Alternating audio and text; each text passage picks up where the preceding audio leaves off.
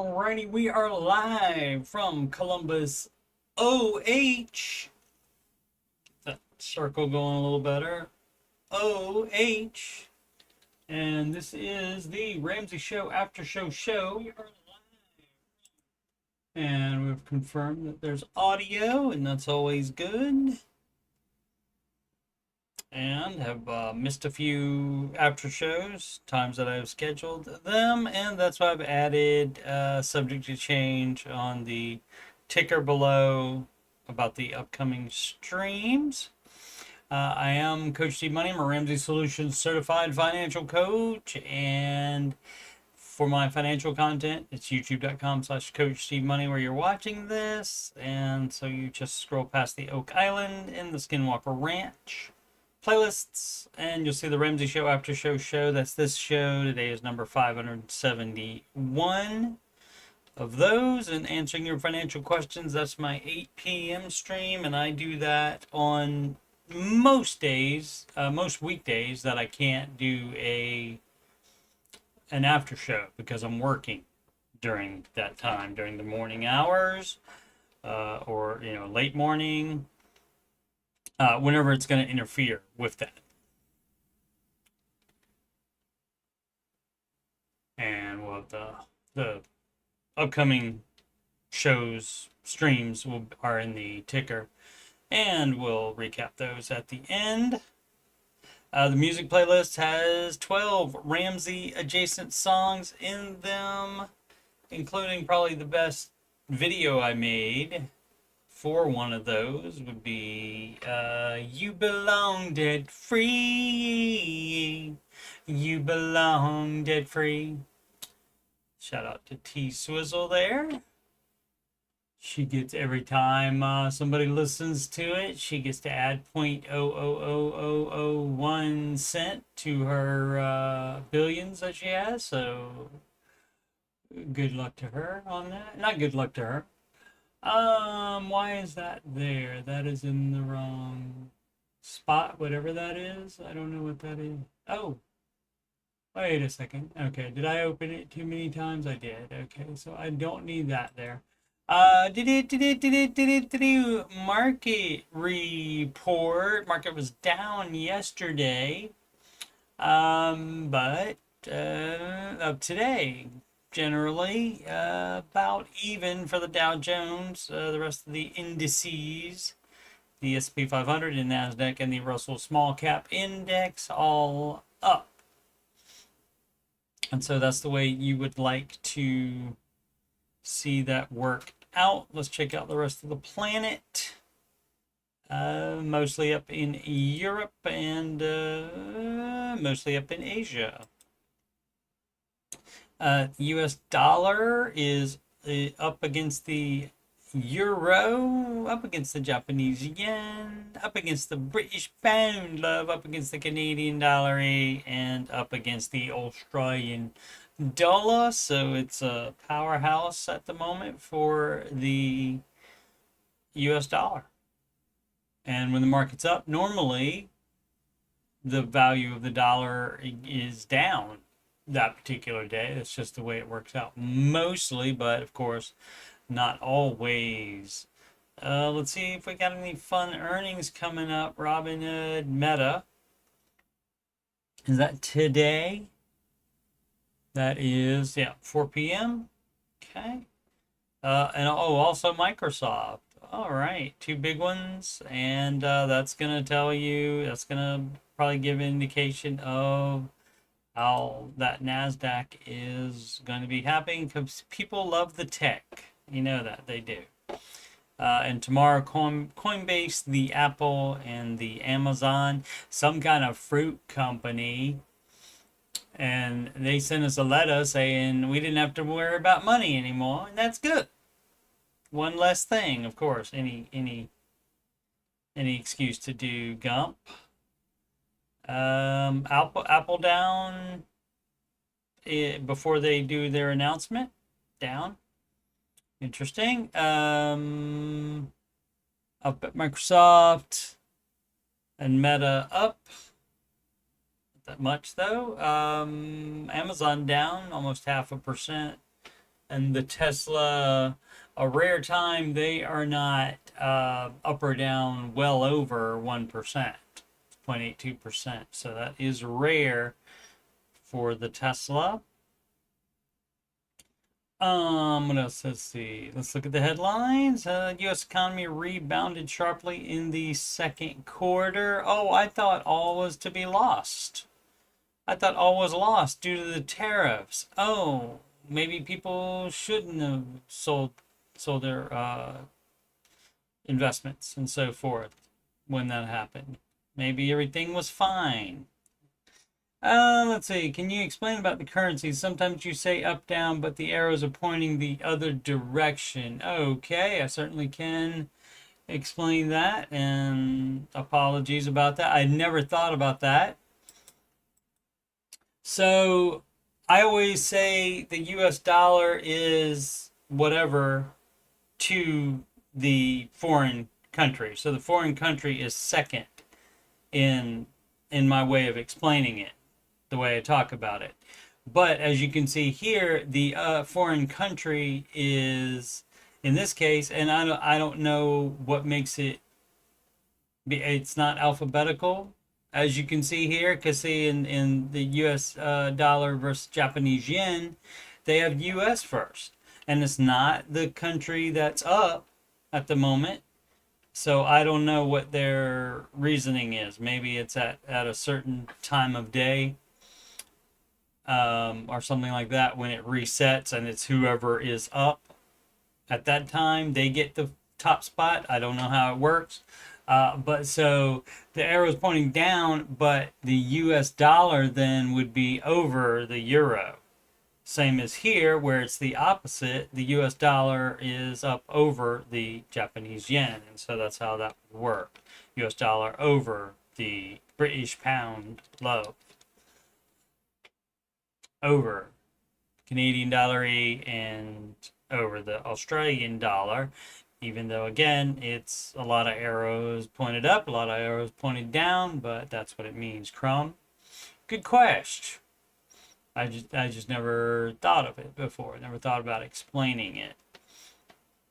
To continue with the headlines. Future steady as Wall Street awaits Fed decision, big tech results. Yep. So I mean, if they're saying the U.S. economy rebounded sharply, I'm gonna go ahead and say they probably won't lower interest rates. They'll probably keep it.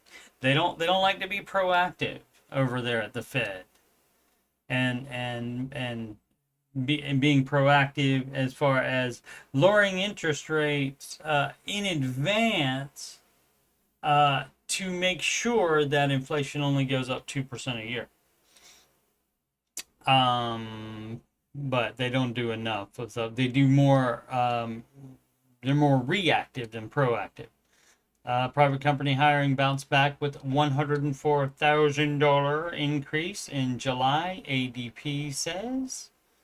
And they would know because they are a payroll processing company. CBS Insiders warned that Skydance merger brings Hall Monitor to news division. Well, maybe news division needs to be Hall monitored. At this point, we don't know. Retirees face staggering six-figure health care bill when leaving the workforce. All right, not all of them.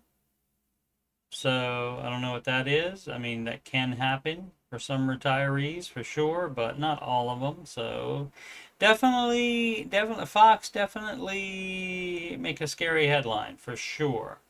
USA Today, 119 JCPenney stores sold in nearly $1 billion deals. And so is it still going to be called JCPenney, or is that going away as well?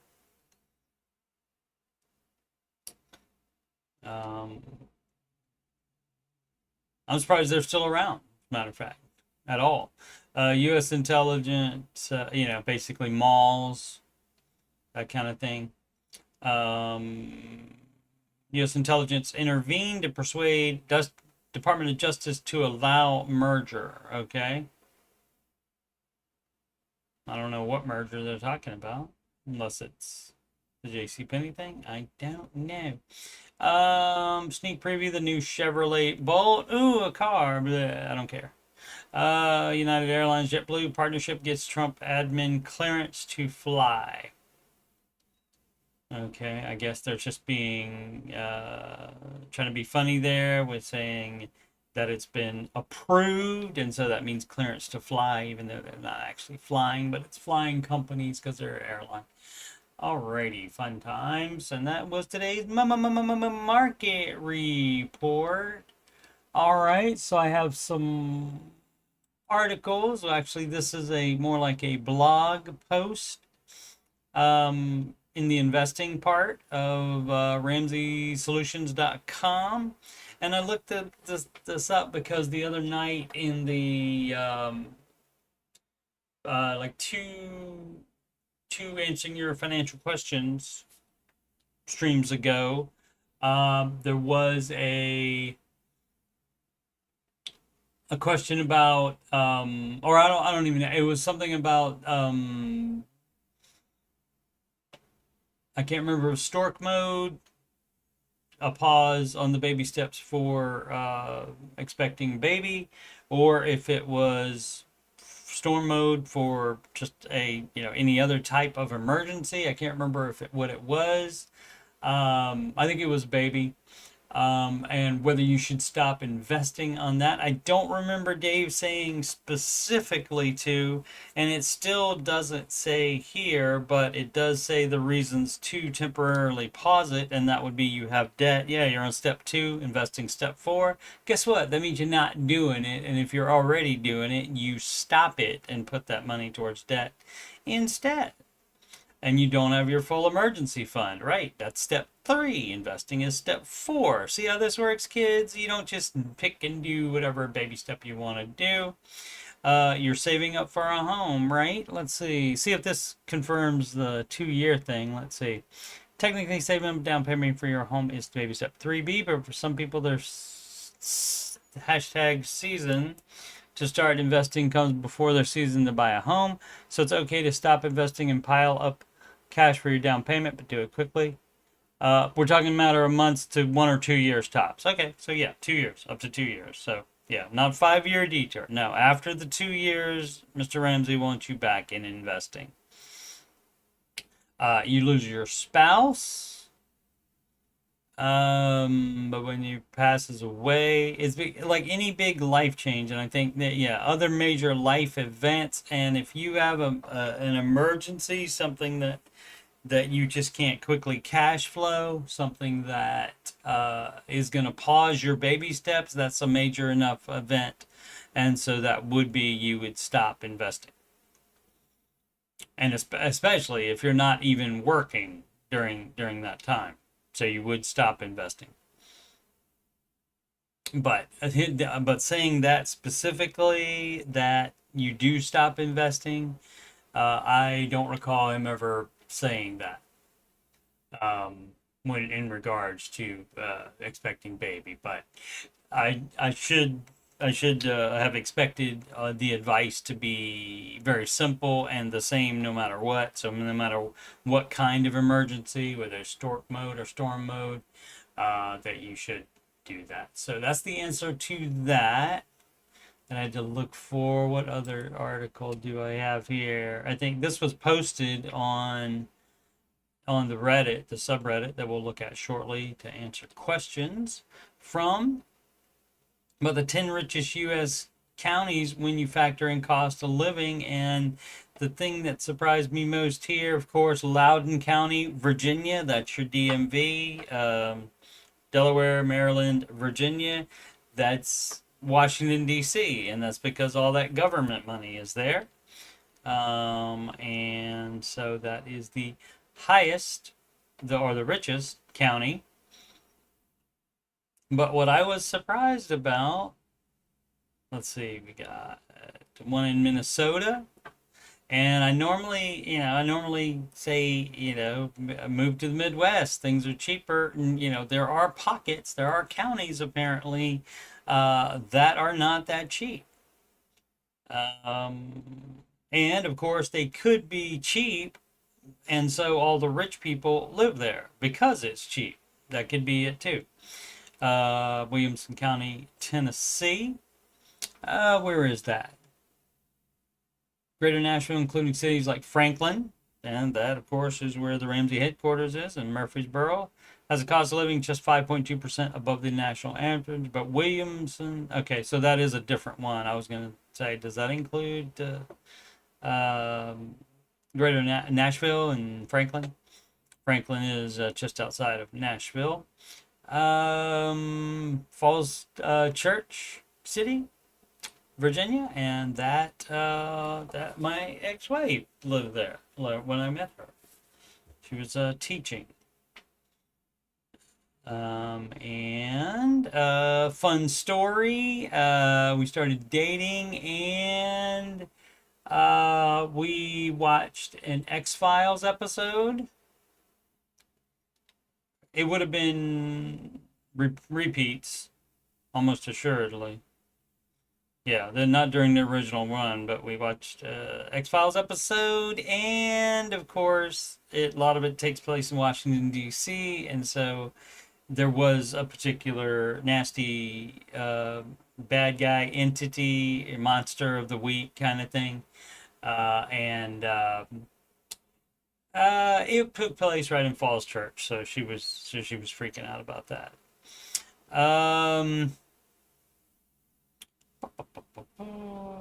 Let's see, Prince William County, Virginia. What was I looking for? And Delaware County, Ohio. Okay, and so that it's just north of Columbus, and that includes New Albany, where the new Intel plant was broken ground on. I think 3 years ago before I left for Arkansas, and now I'm back.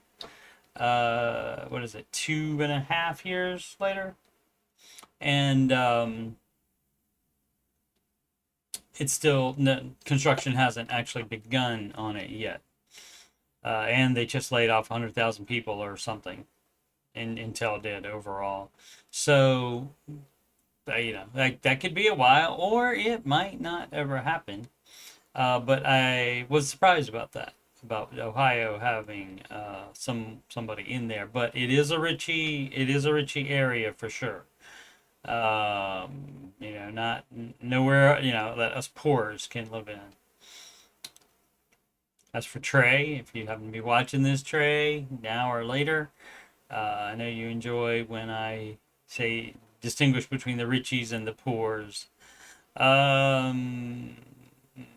Los Alamos County, New Mexico, 35 miles from Santa Fe. Douglas County, Colorado, between Denver and Colorado Springs. Stafford County, Virginia. Virginia, hidden again, 40 minutes from D.C. So again, government money running rampant through there. Forsyth County, Georgia, which is a suburb and exurb of Atlanta. I don't know what exurb means. Let's check it out. Search Google for exurb. District outside the city, especially prosperous area from beyond the suburbs. Exurbs of, okay. All right, gotta have a special word for that. Okay. And of course, Loudoun County, Virginia is number 1 here. So Virginia well represented. And this again, where is it from DC? It is not that far from DC. Let's see. Dulles International Airport.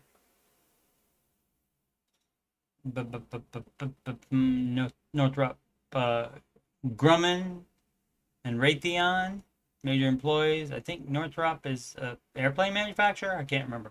Numerous Amazon data centers. Housing costs steep. And fun fact, one of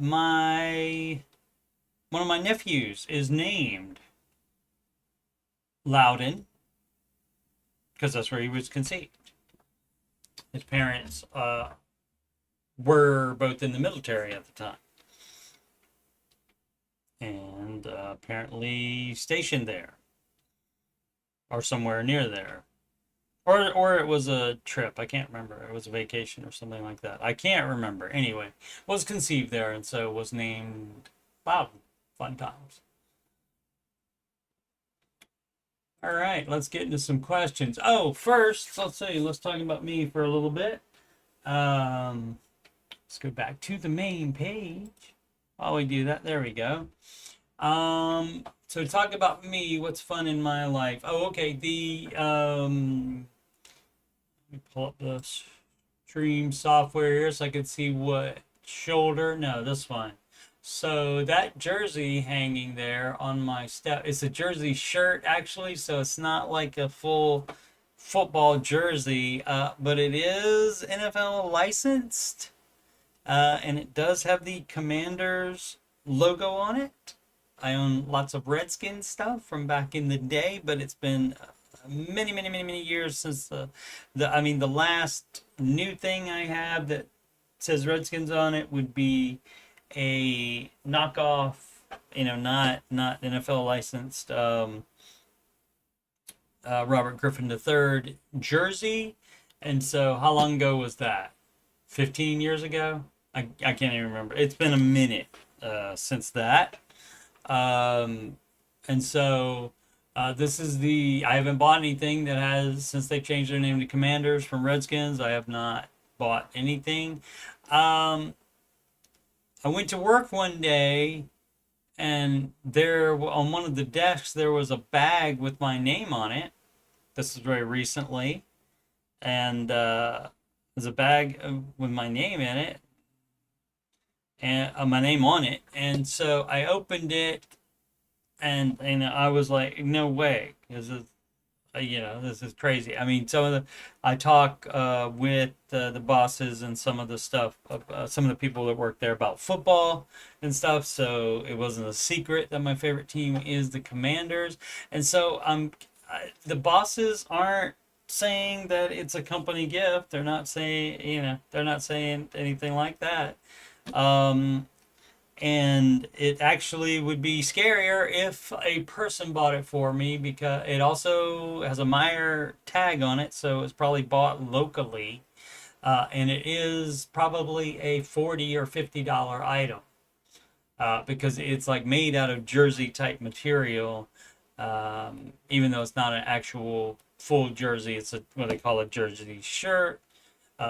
Number 5 on it. It's got number 5 and Daniels' last name on it. Jaden Daniels is quarterback. Anyway, so I thought that was interesting, and so I don't know. The bosses either don't know anything about it or they are fronting, which could be the case. Who knows? But either way, very excited. And I thought maybe my birthday is in the middle of August, so maybe it's an early birthday present. I don't know. And so I figured, okay, well, maybe they give expensive gifts to everybody on their birthday, and people are apparently saying that's not true. So I don't know the story on that, and if I ever find out the actual story or whoever actually gave it, paid for it, we'll let you know. What else do I have to say? Debit card fraud. After this stream is over, I'll be going to my bank to get a new card. And understand, when I worked at a bank in Arkansas, people were mad that we did not have the ability to go onto the website or app and lock a debit card. And I get it now, because I was able to do that because I didn't find out about the fraud until right before I had to leave for work. It says e-schedule there. That should just say schedule. I need to proofread the ticker text better. Anyway, I didn't have time to call to do anything, but I logged on just in case I could lock it on the website, and I could. So fun times. Yeah, they got me for $10.60 from Amazon Digital, and I don't think I've ever bought anything from Amazon Digital. I checked my Amazon count, so that means somebody added my card to information to their another Amazon digital account. So anyway, so I'll be going to the bank to straighten all that out today and get a new debit card with a different number on it. So, and what else? Oh, also, in investing news, um, my new company gives you're vested for the match immediately. Day, as day one, you're invested for the match. As soon as you contribute anything, you get the match immediately, and even if you quit the next day, you still get that. So it's not like where you have to. I believe at Amazon, I feel like for me, it was a significant amount of time, maybe 3 months or half a year, maybe even 6 months could be. But and I get that because of all the turnover that they have there for sure. And I never even got to that point with Amazon. So, but my 401k was a Roth 401k. It was because I had to pick which one. Now, for the new company, I don't have to pick which one, and it's run by the same brokerage account, by the same brokerage company, Fidelity, that was running the one from Amazon. But here it didn't give me the opportunity to say if I wanted a traditional or Roth 401k. So I thought I would have to change it, but lo and behold, I go into the where you do the settings for it, and it has, even though it just says 401k on the and probably Roth 401k will pop up after money goes into it, I'm guessing. But you get to decide, you get to put down the percentage of your contribution that goes into a 401k or the Roth 401k. So I don't have to change it or anything like that. And that's the first time I've ever heard of that. And that may be normal for most people or even for Fidelity, but I just never knew that before. So I thought that was interesting. Fun times. All right. How about we get into some questions now? I think that's catching up with Steve segment. And you gotta love segments. That's what makes shows work here. All right. So let's see. We go to reddit.com/r/Dave Ramsey. And it's not /financial bro. It's not /debt leverage. But so why would you bring those dumb questions here? People do. But it's fine. It's content. So, let's see. We got National Comb 386. Well, I don't know that there's a National Comb. But all right. Not everybody has that much hair either. Future financial advice needed. Okay. That's weird phrasing there. So let's see what's up. I-27 man, no dependents, currently make $4,700 after taxes a month. From this, 15% goes to my 401k, 10% to Roth, maxing it out. So that's too much if you have a house. If you have a mortgage, you should not be investing 25% of your gross. Your gross income. It should be based on your gross, not the 4,700 after taxes. It should be based on the gross amount. It should be 15%. And so it's not some thing that you set up 15% to this, 10% to this. And let's make sure the baby steps don't say to do that. Oh, look, it says invest 15% of your household income. And that, of course, is gross household income to retirement. Where are we? 10% to a regular brokerage account, and that's a no. You do 15% and not a penny more while you still have a mortgage. So let's see what the person's deal is. Regular brokerage account, we've invested across multiple individual stocks and ETFs. Not advised by Mr. Ramsey unless it's for purchases. He puts all of his real estate buying money into an S&P 500 index fund, for example. But for retirement, it's managed mutual funds. And why? Because they can make more. And if you can't find managed mutual funds that make more than the indexes, then you're not looking, because they do exist. And 20% goes straight to my savings. That's a lot of savings. And so this sounds really, really, really, really like this would be a person that would do this crap instead of paying off the house. Let's see. Which is also my emergency savings account, high yield savings account. Emergencies don't wait 1 to 3 days, and Steve, yes, is obsessed with that line. As Sid pointed out today, that has $17,000 as of today. I rent. Okay, that's the answer to that. Then I pay around $900. I drive a paid-off car and have no debts. Great. I would like to know what should be my goal now. Buying a house is on the list. Well, then guess what?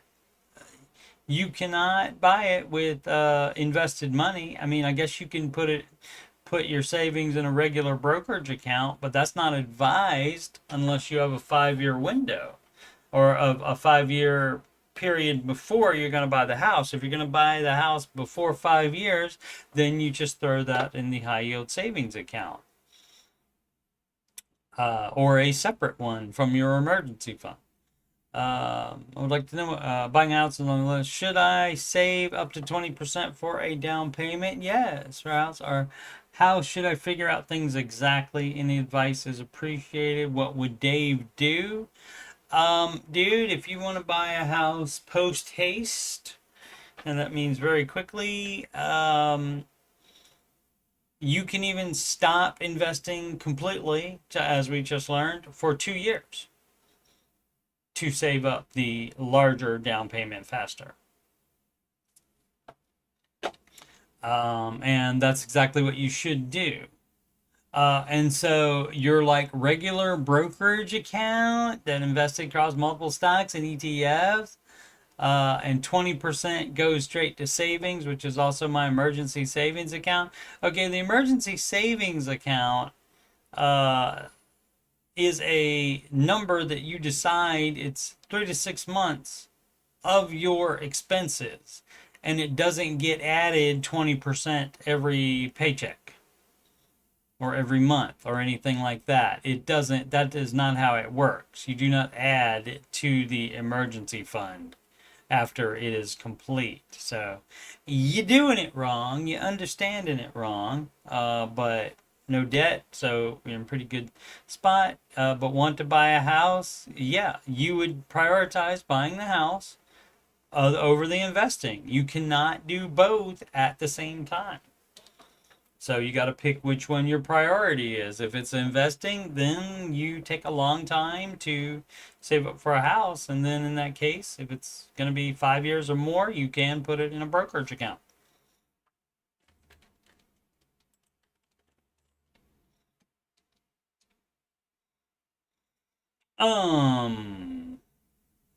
So yeah, that's not future financial advice. That's advice for you right now, because you want to start saving for the down payment now.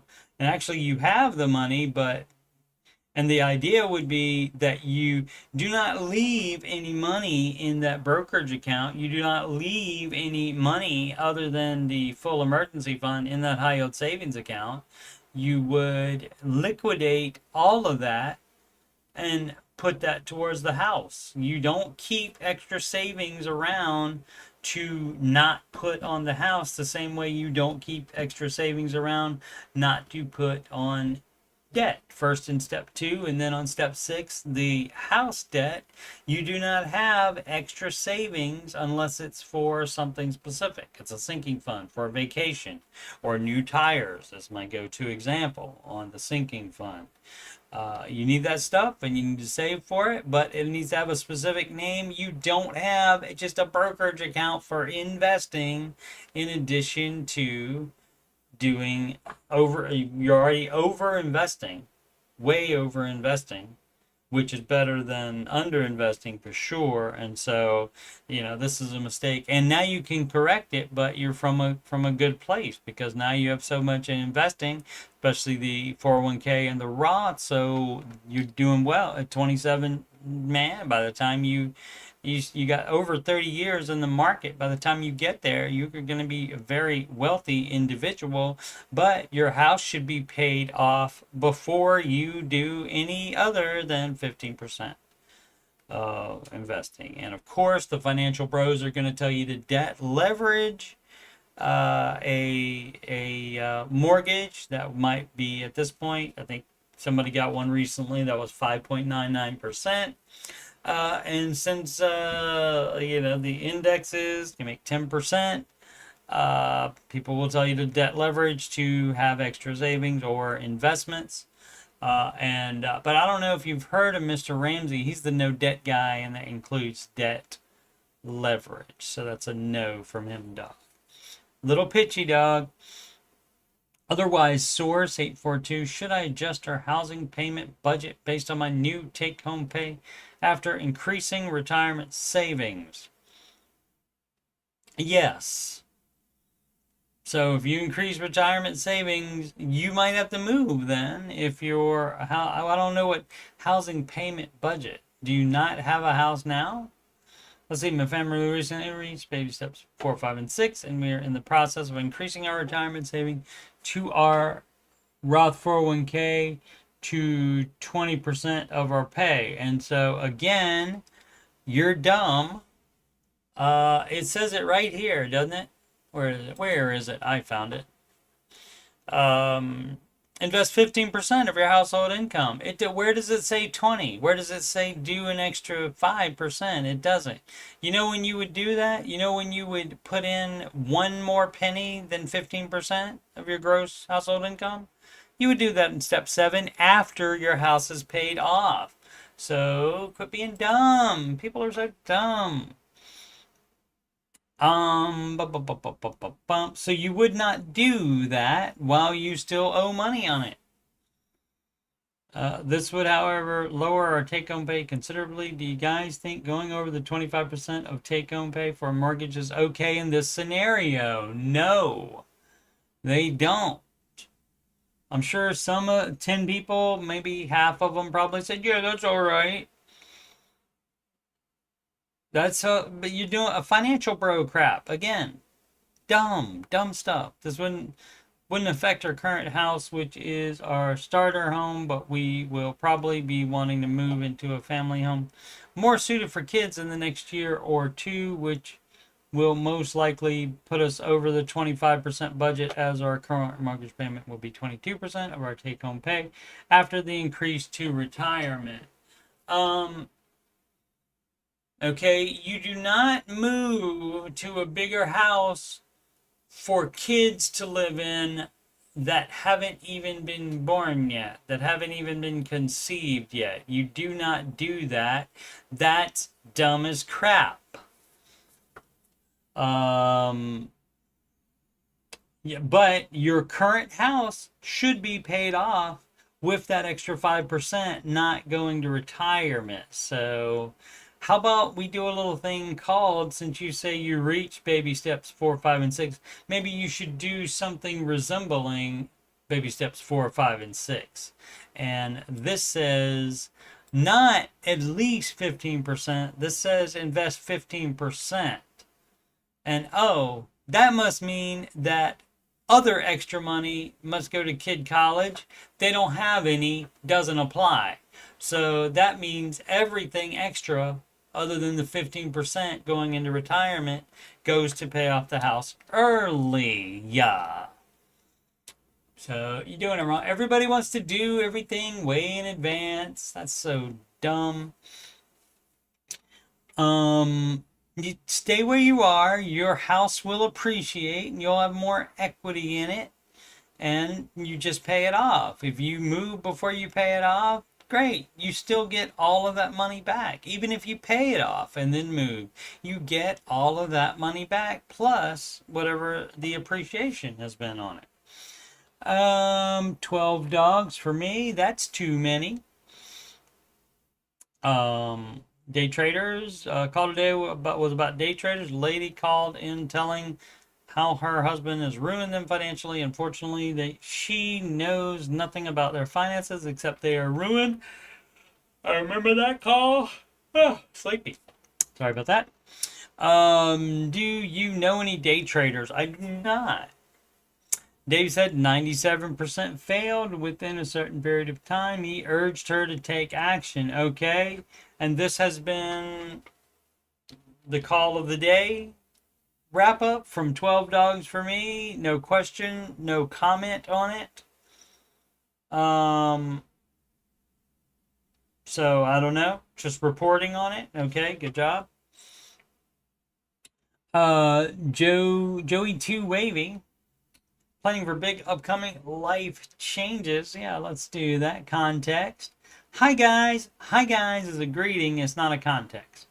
I'm 25 man, currently serving active duty in the military, stationed overseas in Japan. Thank you for your service, sir. I have no debt and no dependents. I'm making about $3,400 a month after taxes and 15% retirement allotment. All right, if that's a pension, guess what? Doesn't count as 15%, counts as 7.5%. So you need to invest 7.5% of your income. In addition to this pension that they give you in the military. And saving on average about 1,000 of that, not including retirement. Net worth $100,000. Retirement fund $40K, split between Roth IRA and TSP.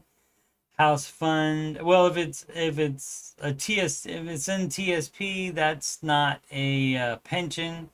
But the TSP, you can pick different things in the TSP that will sort of replicate the S&P 500. So that's going to be close. So that would not be a pension. So if that's not a pension, then you can count that as full investing then. 50K in individual brokerage account, emergency fund 6K. In money market account, assets, 3K car and 1K motorcycle, all investments in the S&P 500 mutual funds. Hey, guess what? Guess what? There are managed funds that consistently beat the indexes. And not just the S&P 500 index, the other ones as well. NASDAQ, for example, has been kicking the S&P 500's ass for what is it? It's like 17 out of the last 20 years. NASDAQ Tech is where it's at, kids. So at least put a little bit in the NASDAQ, but the best thing to do would be to use managed funds because they make even more than the S&P 500 and the NASDAQ. More context. Me and my girlfriend, that would be my girlfriend and I, Soldier Boy, plan on getting engaged in October 25 and married in April 2026. Why the delay? Why so long of a delay? October? It's not that long, I guess. I then plan on separating from the military the following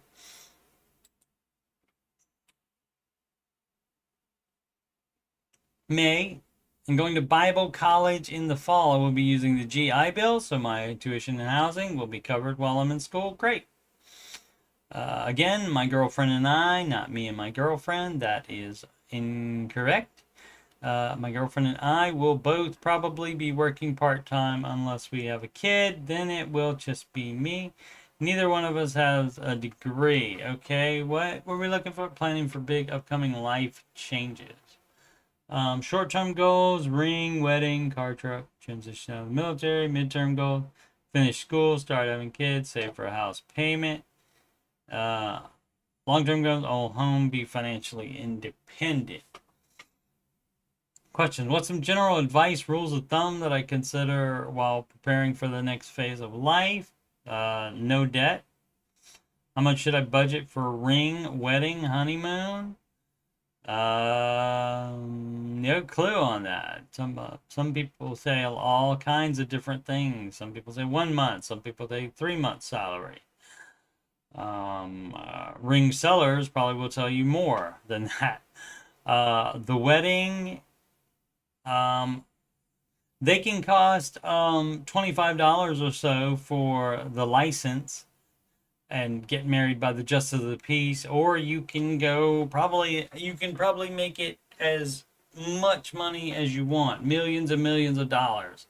So it's not how much should you budget, how much a percentage of your net worth or your income even do you want to spend on it, and also the honeymoon. So you guys need to decide that. How much should I budget for a car when I get back to the States? Okay, this is too much. They should have taught you about this in school or military or something like that for you to be able to handle something about how much you should spend for a car.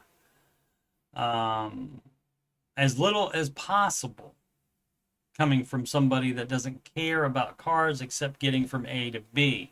So as little as possible, but something like that. I mean, you don't have to ask for financial advice for how much you should spend on a car. But again, as little as possible, because you have other goals that you talked about. And I'm sure car/truck is one of the least important things there. The transportation part is important, but actually how much is spent on it, what car, that kind of thing is not that important compared to all this other stuff. Should I save up for the next 10 years to buy a home cash? Yeah.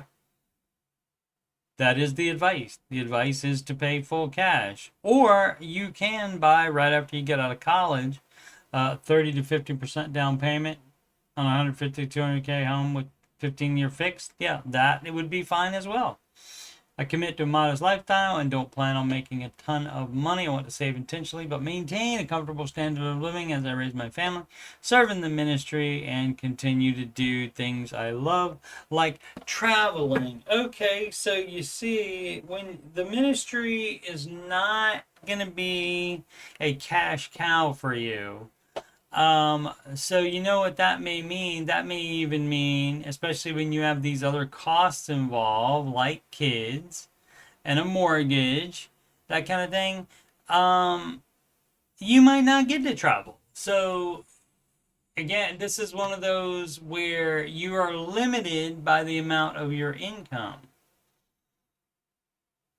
So you might be planning for big upcoming life changes, but you will not be able to do everything that you want to do, most likely. And so you have to prioritize, and you, of course, would prioritize the family, and not in the way that, oh, families need to go on vacation. No, they don't need to. They just want to. But yeah, a lot of stuff here, and just trying to lay it all out well in advance, and that's, it's fine to think about, but to like seriously put this much thought into it and so forth, and trying to map it all out this far ahead of time, it's going to be a no for me, dog, to do that. But I mean, just no debt now and staying out of debt, that will help immensely. And that allows you to do stuff like take a low paying job like a ministry when you're called to it. Upstate New Yorker, rent-own contract violated, need help. Let's see. Created a contract with another individual on a single-family home in 2021. Well, that was dumb as crap, and you do not do that unless it's the contract with the owner of it and you were paying them rent, the rental agreement. But if it's something that you and somebody else, friend, roomie, girlfriend, whoever, if you did that and were like both on the lease, you're dumb as crap. Let's see, on a single family home in 2021. Oh, it's not. It's a contract on a single family home. That would be what we call a mortgage. It's not a contract, I don't think. Let's see. Where they are paying me for a mortgage. Fast forward to now, and it didn't work out exactly as I had thought. Turns out I was a dumbass. Let's see. Fast forward to now, they violated the contract by not making the payment. Imagine that. That's a shocker. That's a shocker. Contract violated, and the way they violated it was by not making the mortgage payment. Imagine that. Of course, that's the only thing it was. So I don't know what this verbiage, I don't know what the reason behind that is. And are now more than 6 months behind. Yeah, apparently you were dumb by creating that contract with that individual, weren't you? Yes, you were. And that's a little thing we call stupid tax. You are out that money probably, and probably will not get it back. You can sue them, but if they don't have the money, you're not getting anything from them. They also violated it by not paying the property taxes. Hey, you are doubly stupid then. It's my understanding, so they should have paid you, and you should have paid for all the other stuff. If you own the home, but I mean, if you are just on the mortgage, if you're just on the mortgage and they live there and they're on the mortgage too, that's really, really incredibly super dumb. It's my understanding that they have to be foreclosed on, not evicted. Yeah, because they're not a tenant. They're not a tenant. If they are on the mortgage, then they are a yeah, because it's not a contract, it's a mortgage most likely. So as far as I know, yeah, that's would be correct. Unfortunately, every lawyer I take this to says they cannot take my case. Right, because you were too dumb. You made too dumb of a decision, and there's no winning. There's no need to take a case. They can't win. If I don't get my house back and pay the taxes ASAP, I will lose a property worth $150,000 or more to taxes. What do I do? Stop being dumb and doing dumb stuff like you did before. Learn from it is probably what you can do. I mean, you can see whatever things you can do. So if a lawyer will not take the case, you probably can't. There's nothing to be served by suing the person. You can see if you have any if there's anything else you can do to get anything out of the person. But again, if lawyers are saying no, so you might just be out of it. So there's 72 answers here, and so probably people just saying that was dumb because there's no fixing this.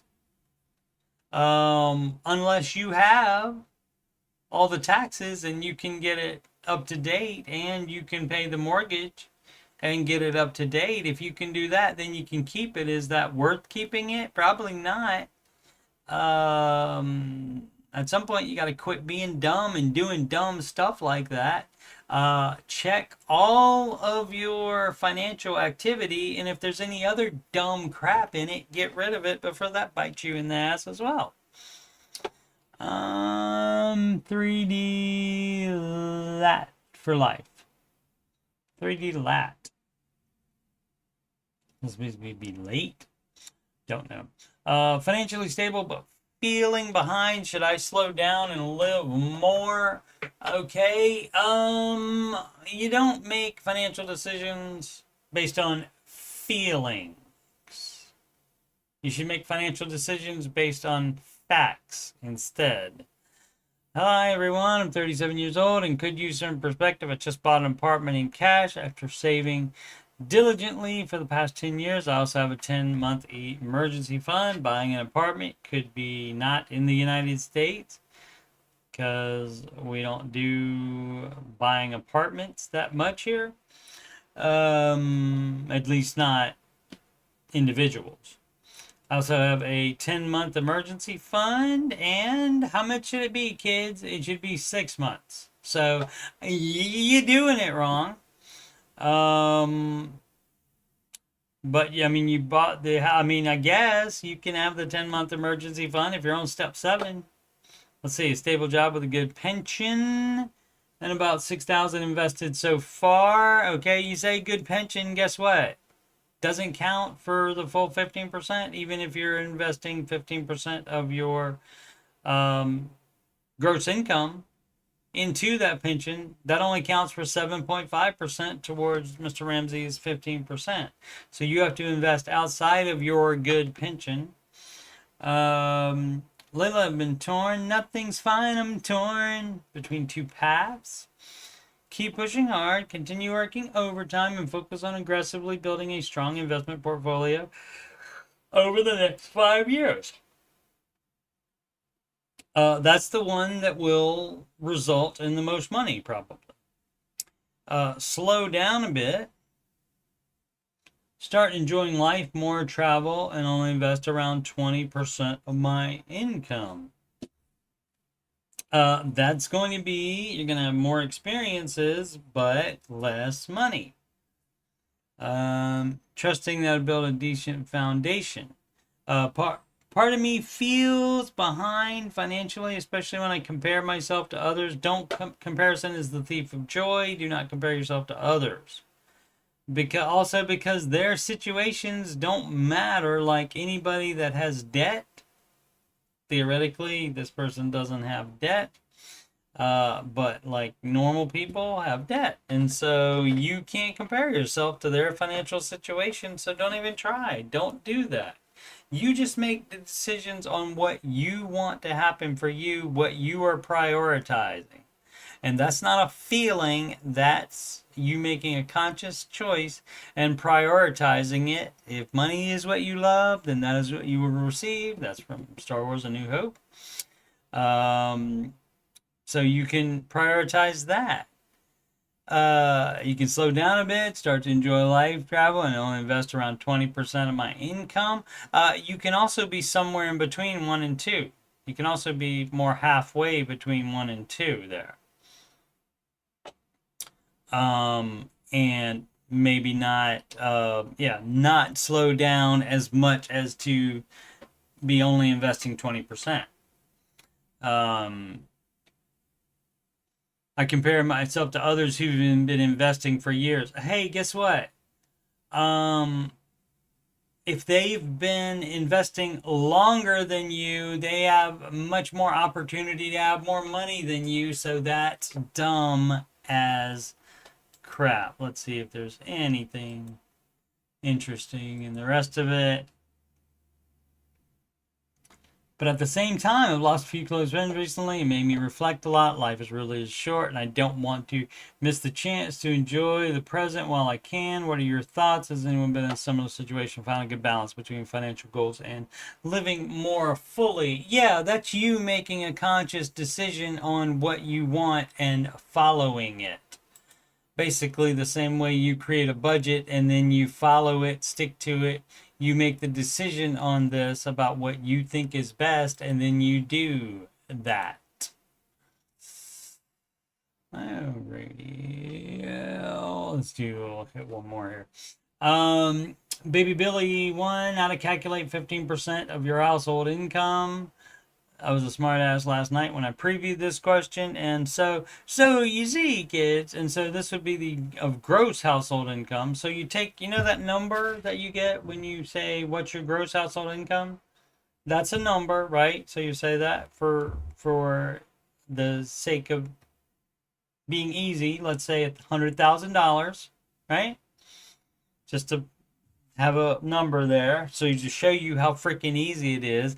$1,000, and then you either on paper or you get a calculator, or you type in CALK on a Windows computer and a calculator will pop up for you, or you can go on the Google and type in calculator and one will come up as well. And then you multiply that $100,000 by 0.15. Hey, guess what? That's 15% of it. See what kind of dumbness is happening here. I myself, the double addressing and double addressing yourself, just to give you one more word to talk about yourself. I'm surprised I don't talk that way. I like talking about myself.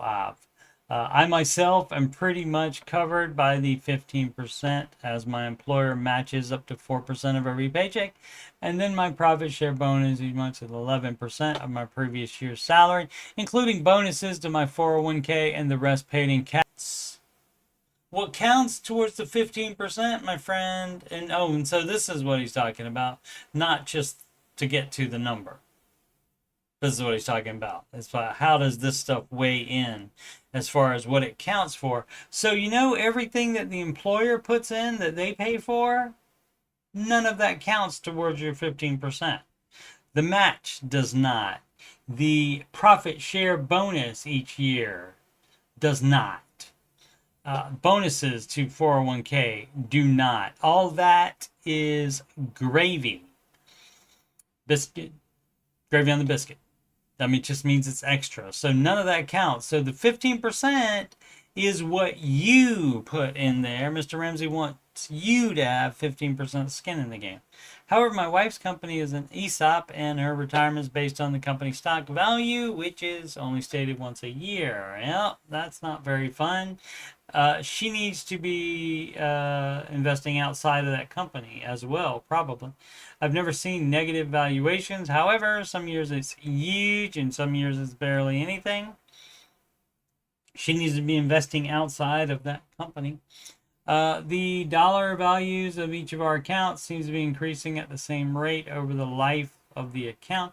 How do we approach this? We do want a good retirement, but also have goals we want to meet before we are retired. Okay, so here's how it works. You contribute 15% of your gross income. She contributes to retirement 15% of her gross income. And when you add those together, those do not equal 30%. That equals 15%. 15% of spouse A plus 15% of spouse B equals 15% of household income, right? Yes. And so again, anything that not the government, they don't give you anything, except the wonderful tax advantages that you can have in the 401k. And of course the Roth, thank you, Senator or Congressman Roth, I can't remember which one he was, but he had the idea for the Roth account, and I'm forever grateful. But yeah, both of you need to be doing 15%, and hers being based on the company's stock value. I would definitely look more into that at least, but probably she needs to be doing maybe some in the company and some out of the company investing, and not having all her eggs in that basket.